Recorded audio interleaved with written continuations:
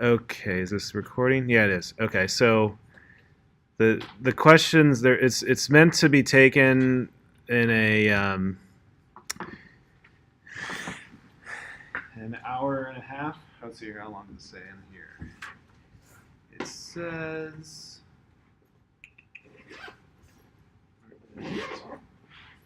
110 minutes. So obviously the questions are not that hard, right? Because that's like you need to solve every question in less than 2 minutes. So you can have as much time as you want. So I checked. Astrolab does not have any classes after us on Wednesday, so we can go there. And if you want to go to the testing center, you can be there as long as you want. So either way, do you want me to come here early on Wednesday, or I don't know what the schedule is in this room. I'll just start at 2. I'll stick to the schedule. I'll let you guys go after. So, other questions? Yeah. Does you're giving us the formula sheet? Oh yeah. Okay. You're getting the formula sheet, the back of it that you always have seen, and there's an insert in it that I also photocopied here. So you get other equations, and you get a periodic table. I thought having a periodic table with the values that match the ones in the test would probably be the better option than the other periodic table I photocopied from the back of a book. So, but I mean, these are all basically the same. But I mean, there's a couple. There's a few that are slightly different than the one I have on my sheet. So, my sheet's a little more comprehensive. Other questions? And you can ask questions as we go along. It's not like you can be like, oh, this is your only chance. So, I thought today, I mean, we're done with the material. I was just going to go through and go through the first midterm. That's what you guys wanted to do. And if you want to come to the problem session, we can go through the second midterm. So, see how far we get through here. Okay. So how many half-lives are required for the reaction to decrease to 1.56%? You can do this by 1 over 2 to the n equals 0.0156. And then the solve for n. Or if you want, with this one, you can just plug in all the values in your calculator and see which one is 0.156. So it's multiple choice. Do you want me to actually solve that out for you, or do you want to raise your hand if you want me to solve it out? Okay. So solve it out. It's n ln 1/2 is equal to natural log 0.0156. Which means n is natural log 0.0156 all over the natural log of 1/2, whatever that number is.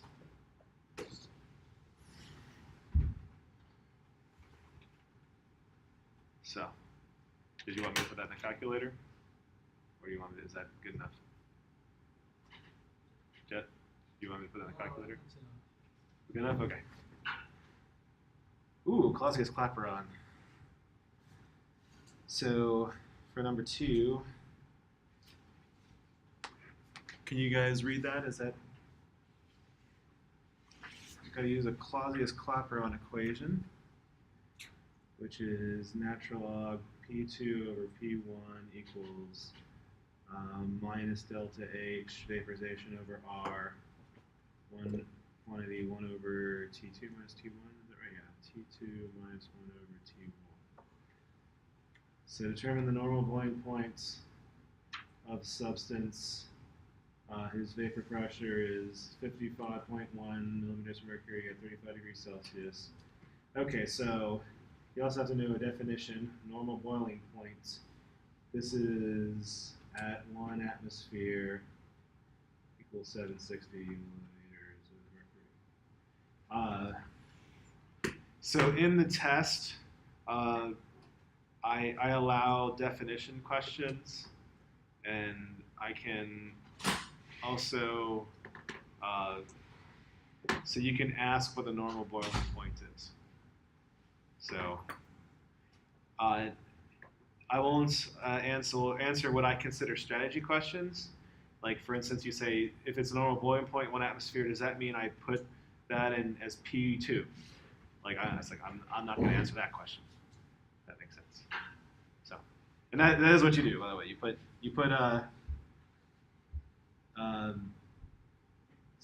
have to look for the normal boiling point. So you solve for temperature. So you rearrange this. Actually, it's kind of fun. I like doing math this way. We're doing this in the problem session.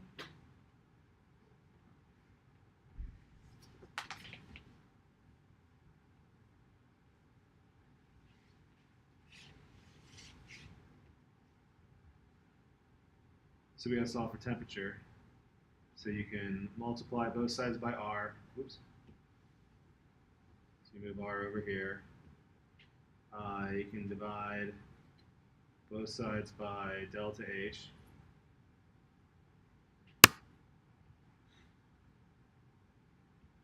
Which moves delta H down here. And then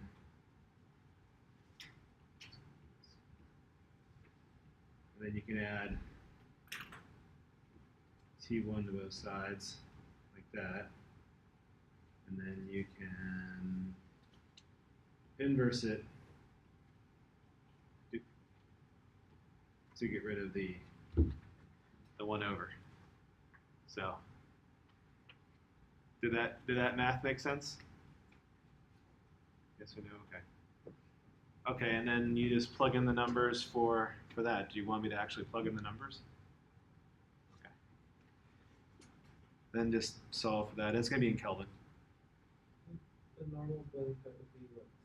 C8, 7, Normal boiling points. That's the well, you'd be solving for the pressure, for the temperature, the pressure, the T. So T2 would be an unknown. P2 would be 760 millimeters of mercury. Delta H would be in kilojoules or joules? Joules. It's in listed in kilojoules, but you gotta write it out in joules. Here, I'll just go ahead and write out the numbers. So T2 is 8.314 natural log 760 over 55.1 all over 3 to 100 joules. I guess I don't need to put the joule one. Plus 1 over 35 plus 273. That quantity inversed. Like that. So, other questions?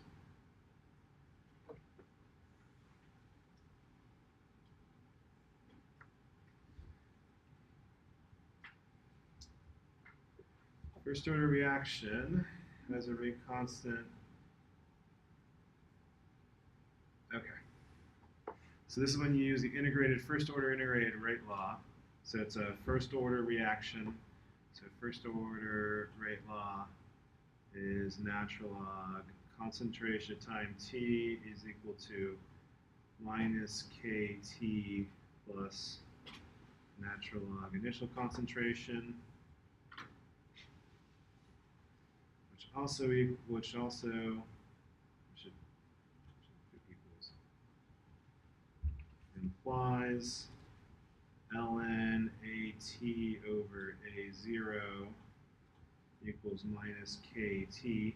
Because when you subtract, you can subtract ln A0 from both sides, and then subtracting a natural log is the same thing as dividing the inside of it. and decrease to 12% of its initial concentration. So ln 12% equals minus k, rate constant, 0.76 second minus 1 times the time.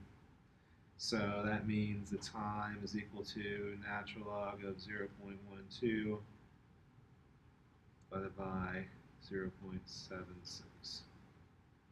So whatever that is.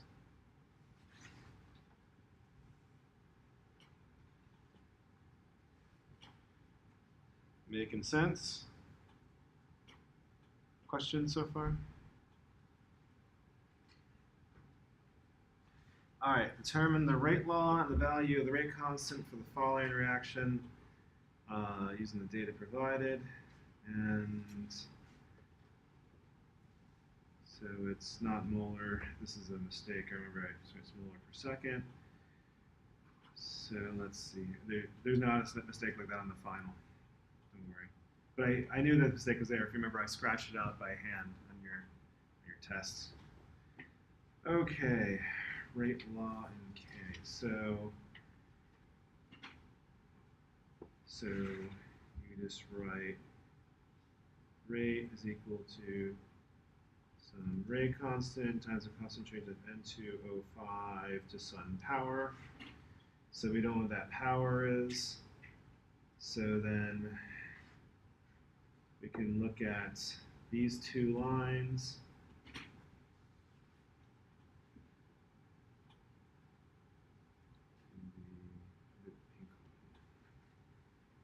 So rate, we're using this over there, 9.67 times 10 to the minus 4 molars per second equals the rate constant times 0.186 molar to the N. And then I can do the blue line, 4.84 times 10 to the minus 4 molars per second equals rate constant over 0.093 to the N. And then we can divide these. And these units cancel, rate constant cancel. Oh, I forgot the molar in the middle. Molars cancel, and what we get is 9.67 over 4.84 equals 0.186 over 0.093 to the N. And then how do we get rid of that? Take the natural log of both sides. Natural log 9.67 over 4.84 equals N natural log times the quantity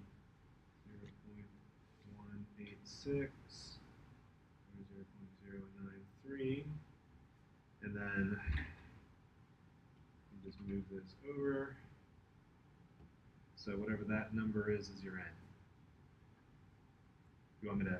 This I should probably actually solve.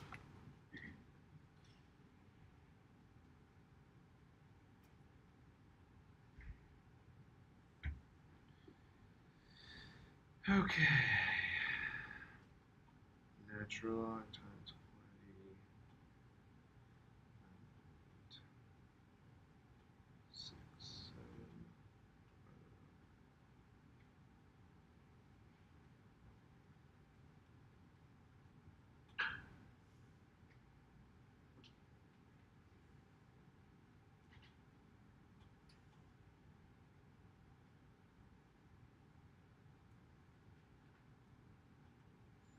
It's 1, basically. Equals 1. So now we go for the rate constant. So we pick any line. I'm going to pick this one. So using rate equals rate constant times N2O5, the first power, 4.84 times 10 to the minus 4 molars per second equals rate constant times 0.093 molar to the first power. So which means our rate constant is just over that. So the molars cancel. So the molar unit will cancel. And it's going to be inverse seconds. So right now you can already guess it's B from the units, but if you have to calculate it down, then it's. So what is 4.8? 4.84 E minus 4 divided by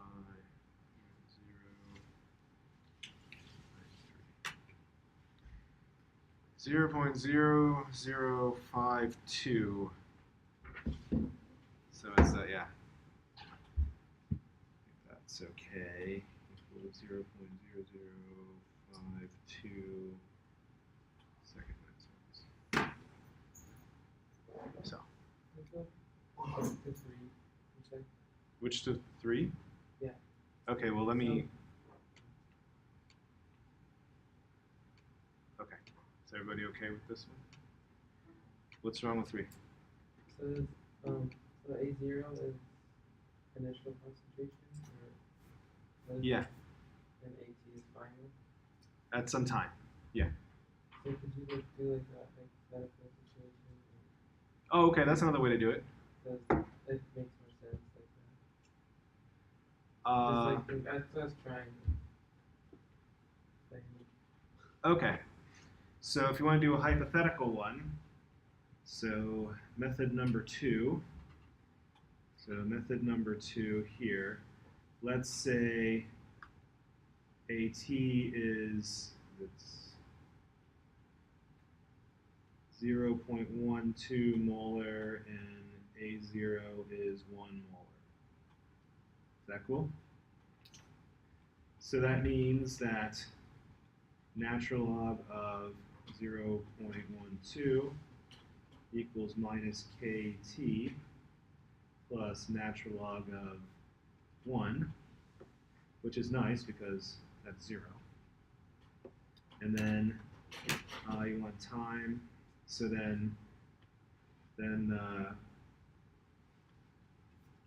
minus ln 0.12 all over k is equal to time.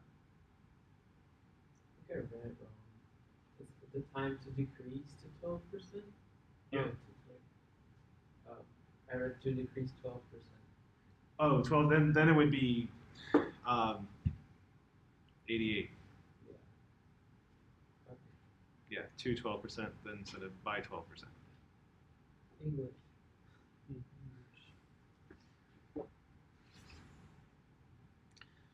Okay.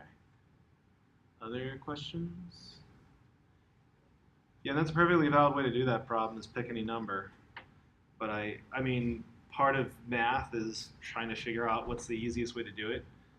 And like putting things at 0 out is one of the tricks, the trades.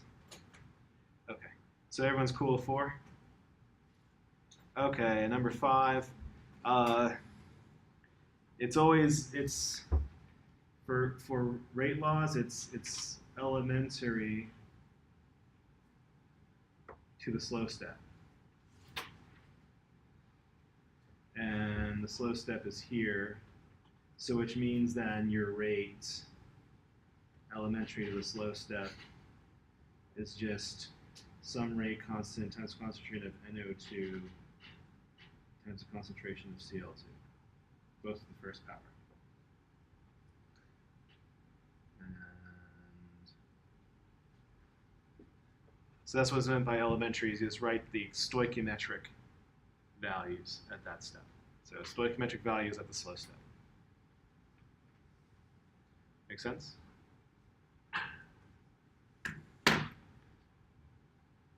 Okay.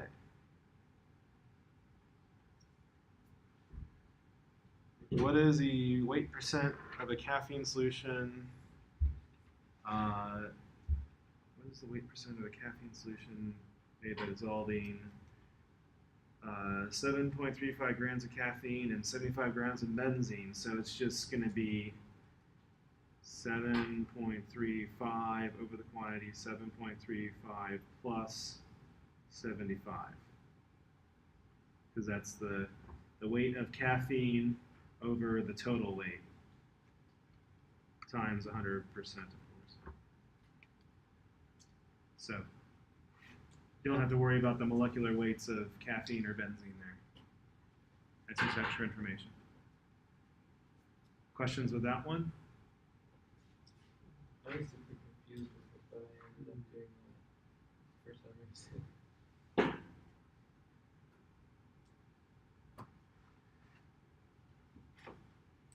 Okay, I'm glad you pulled through. So,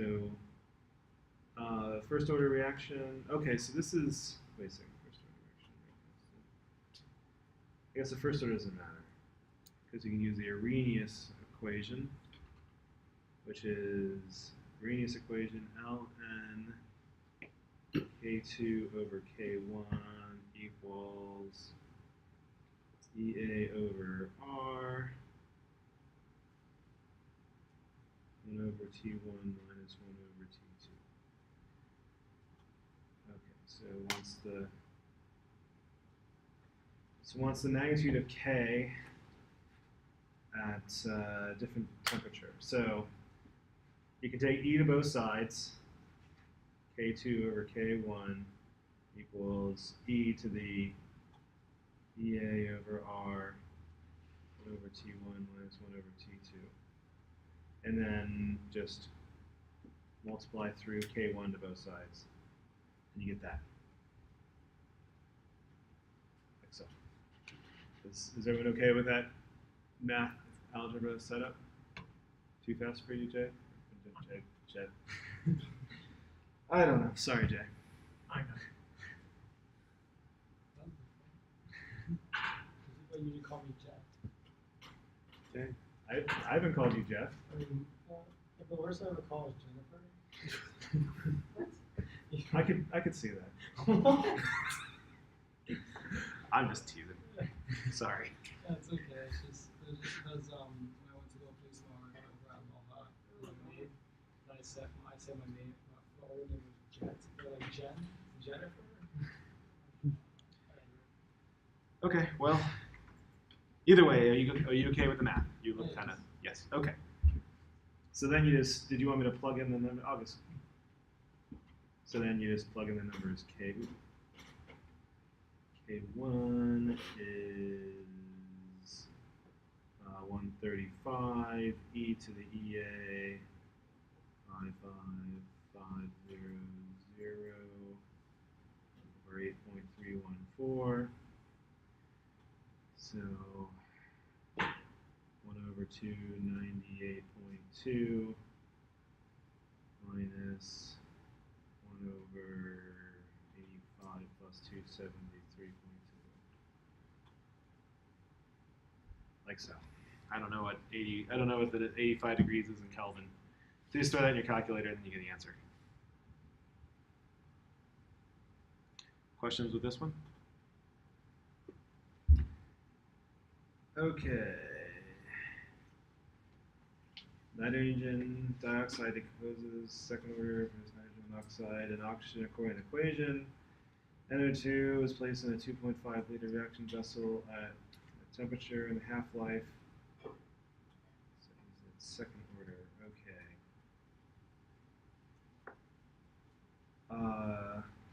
All right. I think there was a question just like this in the practice test, if I remember correctly. So we have to look at the second order half-life. So this is given to you, half-life for second order equation is 1 over rate constant times the initial concentration. So half-life is that, and it wants to know the number of moles initially, so then the initial concentration is going to be 1 over rate constant T1/2, but that's the concentration. Then you need to multiply that number by 2.5 liters because concentration is in moles per liter. Is that, do you want me to go through and solve it out? Is that too fast for you guys? Okay. So that's how you solve this one. You use the half-life equation. Half-life is 1 over the rate constant times the initial concentration. Solving for initial concentration, you can solve for that value of the initial concentration, but since it's in a 2.5 liter vessel, you have to multiply by 2.5 liters to get the actual number of moles. So, is that good enough, or do you need more explanation? Okay. Ooh, osmotic pressure. So number 9, osmotic pressure is MRT, where M is moles per liter. Concentration R is gas law constant. T is temperature in Kelvin. So it's going to be moles per liter. It's going to be 0.025 grams over aspirin is 180 grams per mole. So that's going to be your mass and 0.250 liters. So that's your concentration. R is 0.08206 liter atmosphere mole Kelvin. Of course, we're at it's atmosphere, so you can leave it as is, and then so times then 298 Kelvin. Just like so. So the concentration part is the hard part. Oh, and I remember hearing rumors that people were upset when I said that this is a comprehensive test. I mean, it's comprehensive, but there are things in Chem 161 like this, like moles per liter. You don't have to go and restudy like electron structure and quantum numbers and that kind of thing. Okay, so that is not on the test. So like the stuff that we didn't like that are specific to 161, those are not on this test. But stoichiometry is. That's what I meant by comprehensive. So I heard people were upset about that. So I sent you guys an email about that too. So okay. But how are you doing for so far? Is that okay for this setup and how you put it in? Okay. Okay. Oh, all the way back to the beginning. Increasing molecular strength. These are all the same, except I mean they're all hydrocarbons, but we have smaller going to bigger. So the smallest, this is going to be small to big. Small to big. And so methane is the smallest, the lightest. So this is the weakest. Then it's going to be less than. Then ethane is next biggest, and then propane. And it's just by the size. Because methane, so 12 plus 4, 16 grams per mole. 24 plus 6, that's 30 grams per mole, so it's 16 grams per mole to 30 grams per mole. Carbon times 3, 36 plus 8 is 44. Is that right? 36 plus Yeah. Okay. All right. So it's just the mass going from small to big. Because the bigger the electron cloud, the more its fuzzy can move around. What? Oh. You know, I've done this twice already. Thank you for letting me know. It's been bugging me. Downloads the update, installs it. I hate Microsoft. Anyways. That's easy because you can tell I'm a Mac guy. So. Okay. But does this one make sense? Did I explain it well enough for you guys? Okay, which is more likely to form a homogeneous solution? It's the two hydrocarbons. So anyways, let's go through these. These are non-polar plus non-polar. They can mix. We have ionic and non-polar. Ionic might dissolve into a polar compound. N2O4. So besides the fact this is a gas, N2O4, we have a gas, but I guess you wouldn't really know that. That looks like that might be a non-polar molecule. You'd have to. Huh. I guess that one's actually kind of hard. You have a gas, and then you have a ionic solid. So gas plus an ionic solid. Huh. I didn't even realize how hard of a question that was.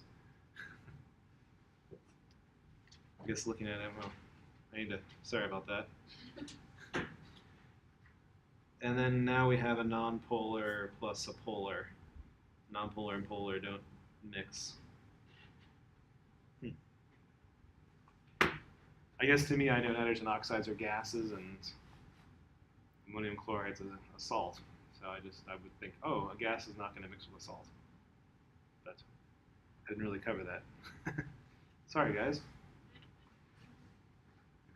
All right, but those two hydrocarbons, they mix. But I guess it could be deceiving as well, though, because hydrocarbon gases will dissolve into hydrocarbon liquids. Like if you heat up petroleum oil, methane pops out. So, but we don't have a distilling place here. It's all done on Oahu. All right, but questions of this one? Okay, breathalyzer.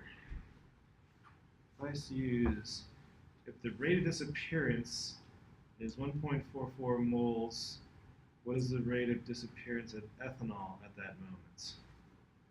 So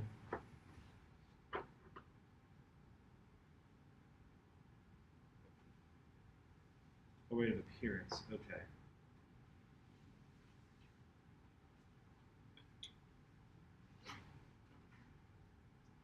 So for the mole reaction here, so the rate of appearance, so it's 1.44 moles C2SO4 is going to be equal, I should say,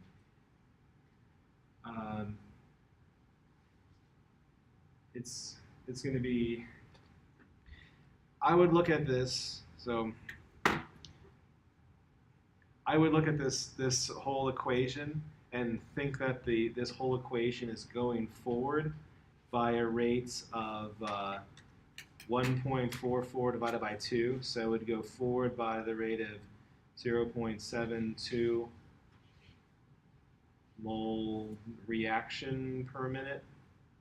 So because if the rate of disappearance of chromium sulfate is 1.44, that means that the whole reaction is moving forward by a rate of 0.72, or it's just 1.44 divided by 2.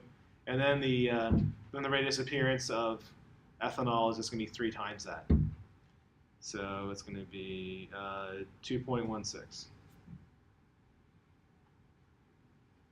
Does that make sense? Not really? You guys are, your faces are. Yep, yes or no. Does that make sense? My logic?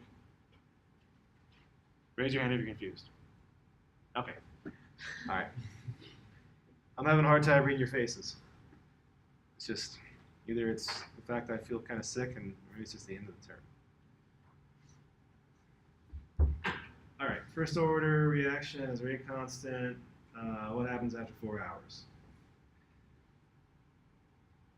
So this is when we have the natural log of AT over A0 equals minus KT. We're using that again. So then, I guess we do both sides. So that means that then the concentration of AT over A0 equals e to the minus KT. That's the fraction. Equals e to the, what's the K? Okay. 2.2 times 10 to the minus 5 times 10 to the minus 5 seconds times 4 hours times 60 minutes per hour times 60 seconds per minute. So don't forget to multiply that by 60 squared on the minus sign. So that's the clincher on that one. Is don't forget. What are you guys doing? All right. Passing notes here today. Do I have to make you sit in the corner in recess? All right. Does this make sense though? You're given first order reaction, what percentage after 4 hours? So you can remember before how I changed the first order rate law into this AT over A0, and then you're solving for the fraction. So you just put it in e to the minus KT, and then just don't forget that the rate constant is in inverse seconds and the time is in hours. You have to convert hours to seconds. So And then the fraction times 100%. it'll be a fraction, and then you just multiply it by 100%.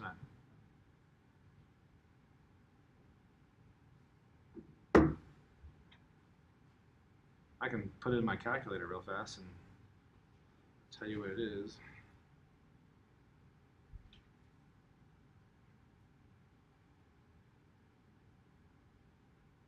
Here's the quantity.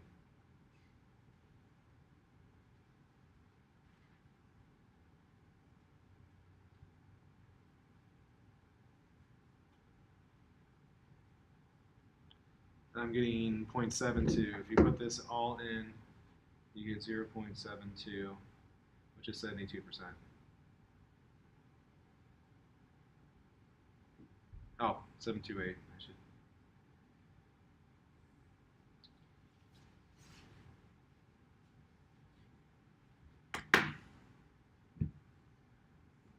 Just like that.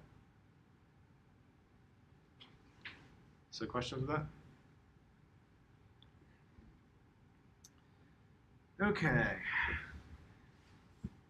150 milliliter sample, 25 degrees Celsius, contains 15.2 milligrams of the electronic compound. The solution has osmotic pressure of 8.44 torr. What is the molecular mass of the unknown compound? Ah, crap. All right, brain power, don't fail me now.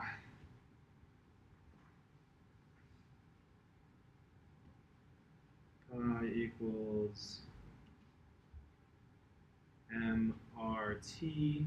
So what is M is moles per liter, which equals mass divided by molecular weight over liters, right? So M molarity is moles per liter. What's a mole? Mole is the mass divided by molecular weight. So this equals mass divided by molecular weight all over liters RT. So we got to solve for molecular weight. So put liters on both sides, liters over pi divided by RT. This is equal to grams over molecular weight. So then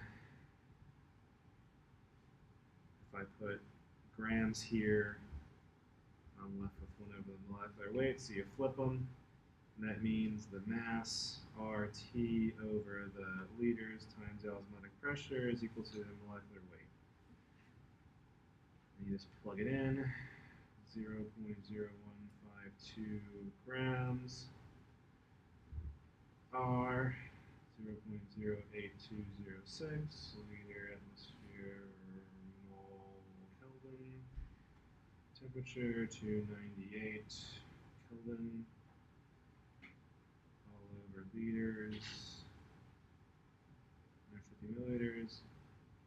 1.5 liters. Osmotic pressure.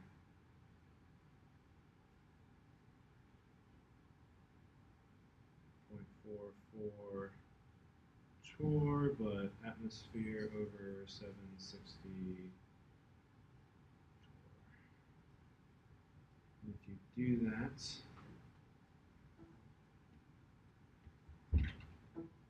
liters cancel, atmospheres cancel, torrs cancel, kelvins cancel, and you're left with grams per mole. So whatever that number is, and that's the number in grams per mole. So kind of an easy problem, but there's a lot of stupid little silly steps. And the d over an equal sign means dimension, if you didn't know.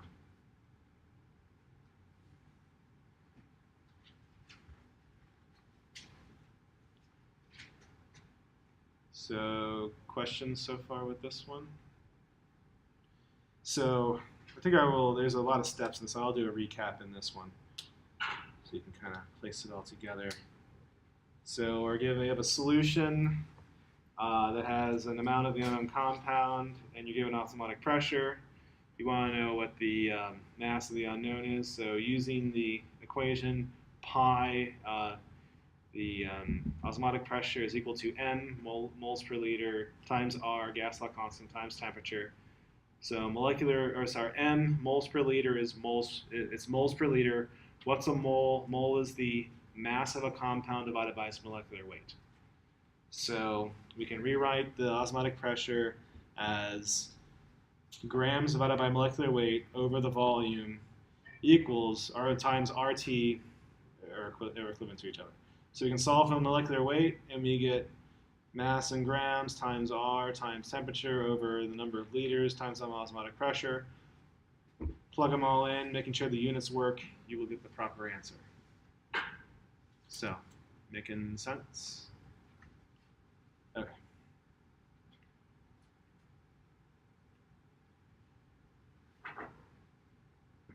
Oh, this is my sneaky question. I sometimes throw sneaky questions in there. I'm like an evil Bob Ross. Okay, so aqueous solution has a normal boiling point of that. What is the freezing point of this solution? So you have to solve for molarity, or molality. So the delta TB is equal to the Kb times the molality. So our delta TB here is 1.5. Actually, so that means that the molality is equal to the delta TB all over the Kb for water, which means it's 1.5 divided by 0.51. And the freezing point, so the delta, I'll just go ahead and put it in my calculator. Let's say it's about 3 then, right? 1.5 divided by 0.51. 2.94. 2.94 moles per kilogram. Okay, so then the delta TF is equal to molality times KF, which is then 2.94 times 1.86 times 1.86, which is equal to 5.47 degrees Celsius. And don't forget it's boiling point depression, so it goes down. So the delta TF is minus 5.47 degrees Celsius. It goes down like that. So, what I meant by sneaky, this is not one that I put as it's different than the ones I gave you in the practice test. Does that one make sense?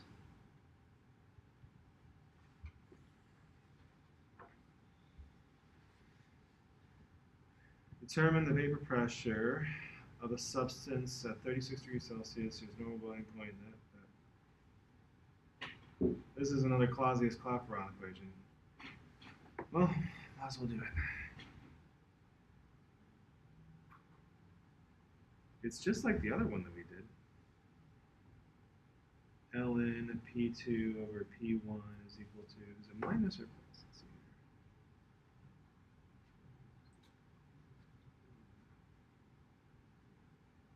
here. Minus delta H over R.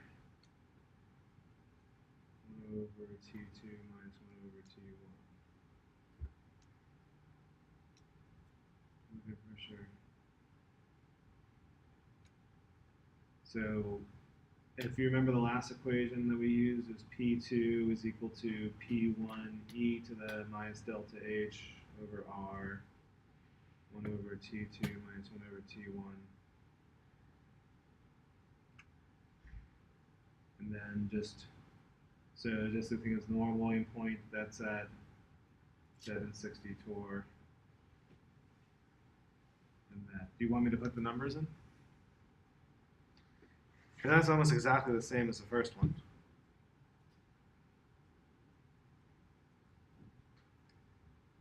All right. Next one, calculate the freezing. Is that good, or I'm sorry, I'm talking. You guys, feedback guys. Do you want me to put in more? Is that enough? It's really similar to the other one we did. I feel like I'm losing you. On Okay. YouTube, I think that you give classes with like goats or something. This teacher's crazy. Well, I mean, I'm giving a problem session, so I'm spending half the time looking at my iPad, and then if I look up at you guys, I'm just looking for what your eyes are telling me.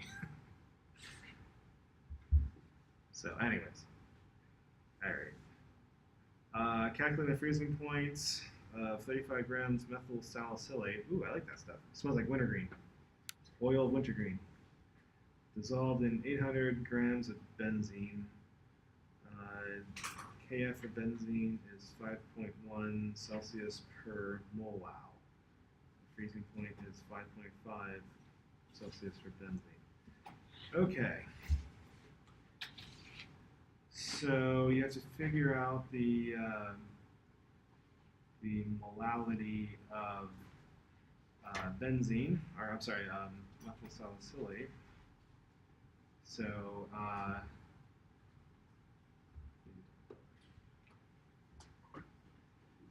M is moles per kilogram, and we have to figure out the moles of methyl salicylate.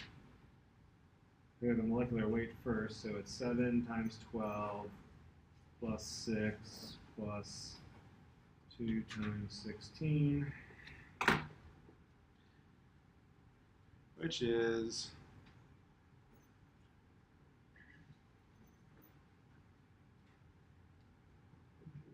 122.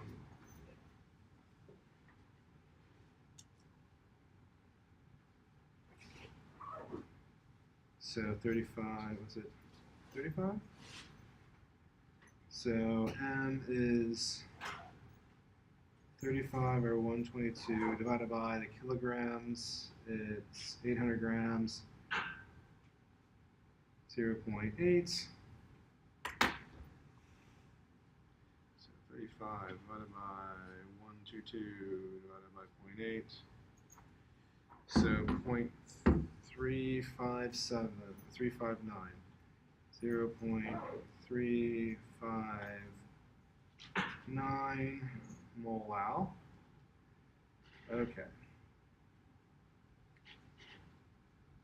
And then, so we're going to do the delta TB. Delta T, I'm sorry, TTF is N times KF equals 0.359 times the KF is a 5.1. 5.1.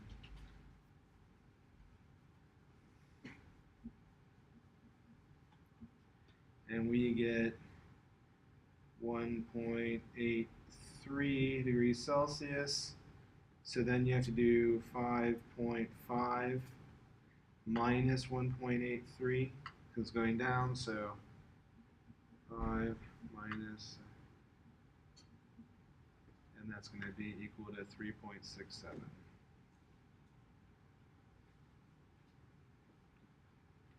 Okay, I don't know. Well, D is the answer. I don't know why it's not exactly that, but anyway, so how do you do this one? Freezing point solution. So you take the you got to figure out what the molality is. So to get the freezing point depression, it's the molality times the KF, the freezing point depression constant. So you got to figure out what the molality is. It's moles per kilograms. So take 35, the amount of methyl salicylate divided by the molecular mass, which is 122, divided by 0.8 kilograms of benzene, and we get 0.359 molal. Using 0.35 molal, we figure out that the freezing point is depressed by 1.83 degrees Celsius. So we take the initial freezing point, which is 5.5 degrees Celsius, and it's depressed by 1.83, and we get 3.67 degrees Celsius. So, sound good?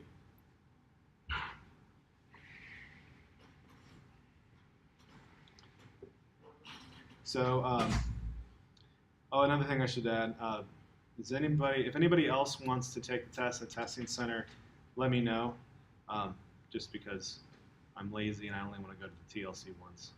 I can go again, but I mean, I'm lazy. So. Here you do chocolates, so that's why. Oh, you are gonna come out because I got chocolate in the classroom. Alrighty. Come for the chocolate, stay for the knowledge. I guess the assessment at this point. Okay. Henry's law constants. So you gotta know what Henry's law is. And Henry's law is the solubility is the Henry's law constant times the pressure. That's what Henry's law is. Did I even put that on here?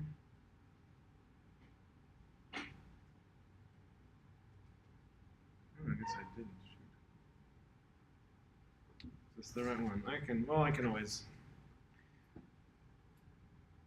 always tell you that. Except for those taking a test in the testing center. I'll have to go add that to the list. At least I'll handwrite it in. Okay. What is the solubility? Okay.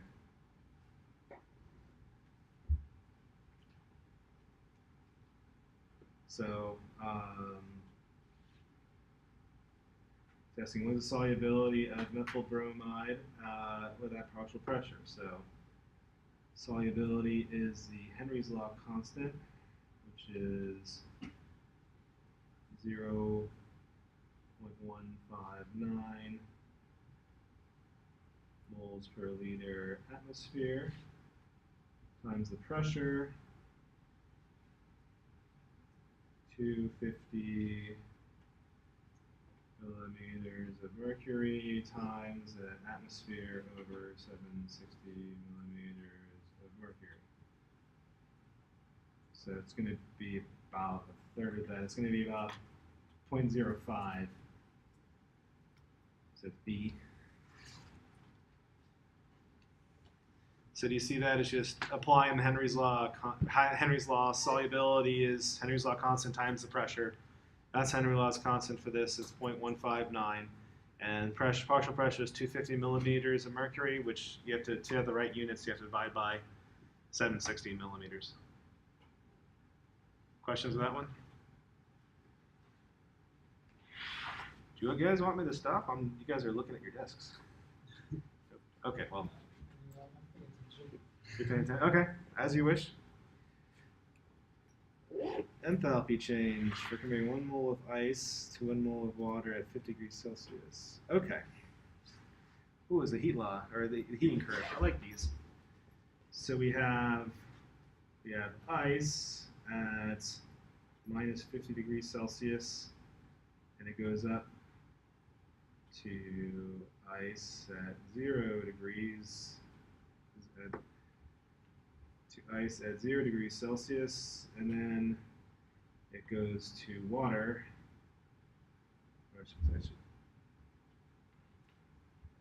to liquid water, 0 degrees Celsius, and then it heats up to 50 degrees Celsius. So we have 3 steps. 1 is equal to m specific capacity of ice, delta T.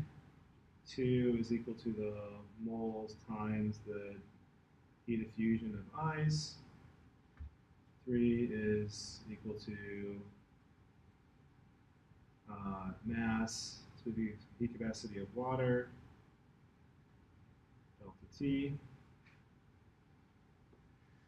Okay, it's 1 mole, 18 grams times, so ice, 2.09 joules per gram Kelvin times 50 Kelvin. Units Kelvin and Celsius are the same, so 50 Kelvin is the same thing as 50 Celsius, delta T. Unit, heat of fusion of ice, it's 1 mole times 6.01 kilojoules per mole. 6.010 joules. Don't forget that the kilojoule there. And the last step is 18 times 4.18 joules per gram Kelvin times 50 Kelvin. So those 3 steps there, you add them together, you get the energy. Yes, energy, and divide by 1,000 for the kilojoules. So, sound good? Questions? Okay. Solution prepared by dissolving 50 grams of sucrose in 250 grams of water. What is the vapor pressure of that solution? Okay. So for 20 here, use Raoult's law. Pressure is equal to the X times the initial pressure. So we have to figure out what the mole fraction of water is. So the X water is going to be 250 grams times mole to 18 grams, all over 250 grams by 18 grams per mole, plus 50 grams sucrose over 242 grams per 342 grams per mole sucrose. So it's which is it's the X of the water, the moles of the water. It's the moles water over total moles.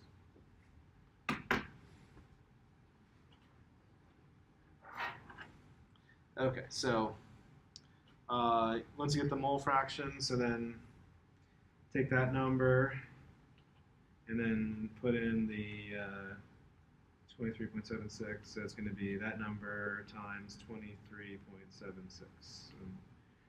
Whatever that number is, it's the answer. It's going to be A or D. They're too close for me to tell out of my brain right now without doing the numbers in the calculator.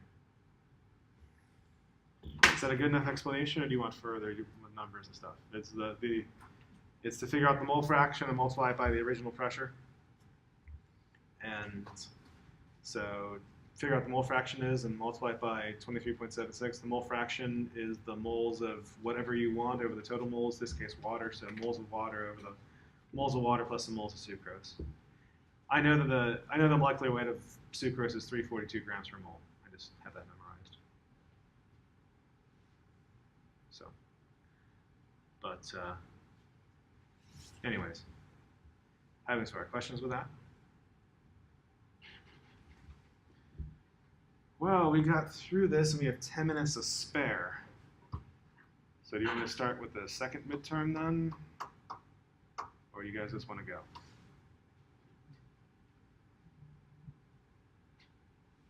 I had a question for that previous one. Okay. Which question? Which one we're gonna form homogeneous? The homogeneous? Oh, okay. So those two homogeneous are gases? They would be liquids at room temperature. Hexane and decane, so those would be liquids. When does it go from gas to liquid? How many carbons? At this temperature and pressure, butane is just about ready to boil. So carbon of 4. It's because you like a butane lighter, it's liquid. It'll boil real easy. So what is the boiling point of butane?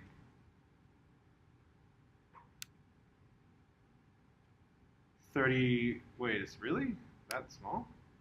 Huh. So it says butane's gonna boil at negative 1 degree Celsius.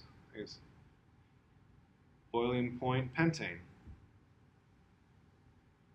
Okay, 36. So pentane 5 carbons boils at 36 degrees Celsius. So a little bit lower than body temperature. So C4, C5. Above, pentane to liquid, and above that has to be liquid. Up into about, it depends on the hydrocarbon, up to about 20 it starts to solidify. So,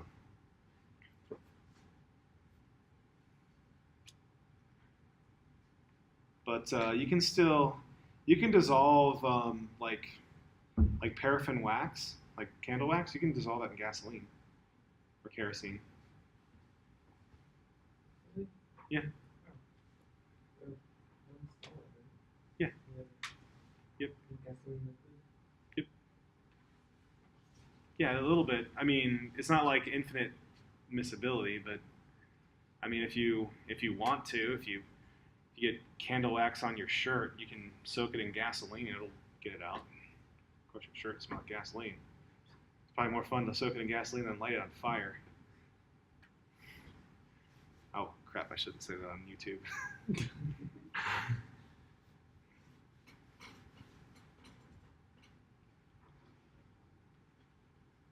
But I'm a pyromaniac, though, within reason. I'm a tamed pyromaniac. Many chemists are. I remember the quiz too, but I had a hard time with it. Quiz 2? Exam. Okay.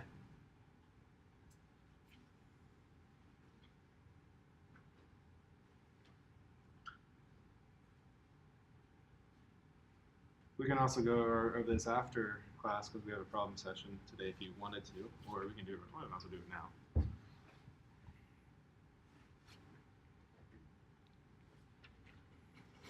Does anybody have any other questions?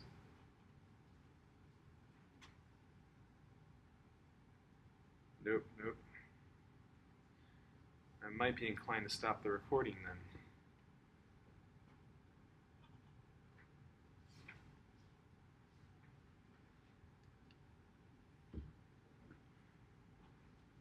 Anyone object?